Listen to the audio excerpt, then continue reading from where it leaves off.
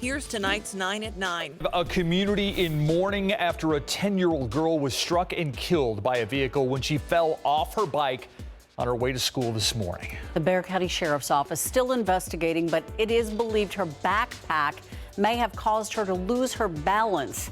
At last word, BCSO says the driver will not be charged. That little girl was a 5th grade student at Callison Elementary. Northside ISD superintendent says counselors will be available to students, staff, and family. A disturbing discovery at a recycling center in New Jersey. Police were called to the Colgate recycling facility in New Brunswick after a dead newborn was found. They began investigating and found another dead newborn about 6 hours later. Police have not released any other details as of yet.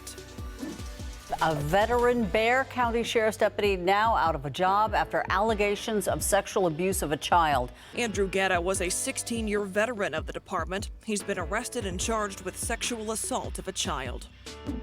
Investigators in Germany are treating a deadly shooting rampage as an act of domestic terrorism. They say a man posted a manifesto calling for the extermination of races and cultures before shooting and killing 9 people. The suspect first went into a hookah lounge where 3 people were killed.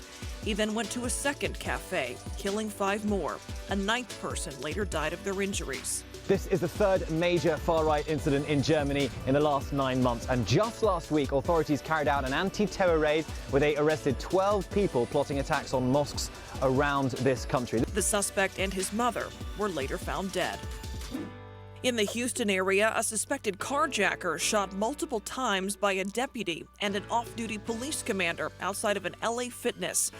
Video caught the incident, showing law enforcement chasing the man as he pulls out a knife. His eyes, you could tell he was a very angry person. He was ready to hurt somebody. The suspect was hospitalized and is expected to survive.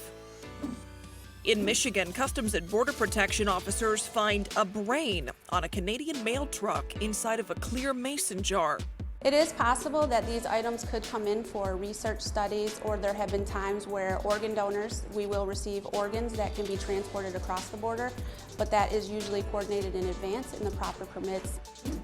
A brazen attempted jail escape caught on camera in Ohio. The inmate can be seen climbing a chair and pulling herself up to the ceiling. With other inmates watching, she moves a ceiling tile to climb into the ceiling. Her escaped attempt didn't last long. Less than 30 seconds later, the ceiling collapses and she falls. She's now facing charges for escape and destruction of property on top of the charges that put her in jail in the first place. Here at home, UTSA has opened a food pantry at its downtown campus. The Roadrunner Pantry is free and open to all students who have a valid UTSA ID. It's really something that there's a lot of shame associated around asking for help. And so having us available for students to come in hopefully will break down those barriers of shame. A private company in the U.S. wants to retrieve a radio from the wreckage of the Titanic. That radio contains the final SOS messages sent by crew to other ships before the Titanic hit an iceberg. RMS Titanic Incorporated says its goal is to educate the public and get a hold of that radio before conditions deteriorate even further. To go through with their plan, the company needs approval from the federal court because the Titanic and its contents are now protected under an agreement between the U.S. and the United Kingdom.